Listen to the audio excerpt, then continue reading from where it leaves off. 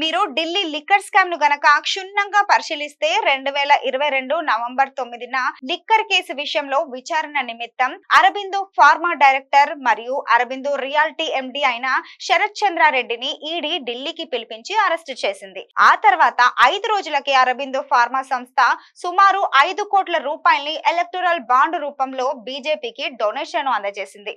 దేశంలోని ఓ బడా ఫార్మా సంస్థకు డైరెక్టర్ అయిన శరత్ చంద్రారెడ్డిని బీజేపీ ప్రభుత్వం సుమారు 6 నెలల పాటు జైల్లో వేసింది.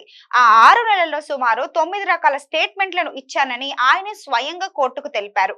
అయితే అవన్నీ కేజ్రీవాల్ కు సపోర్ట్ గానే ఇవ్వడం గమనార్హం. అయితే 25 ఏప్రిల్ 2023లో శరత్ చంద్రారెడ్డి కేజ్రీవాల్ కు వ్యతిరేకంగా స్టేట్మెంట్ ఇవ్వడం గమనార్హం.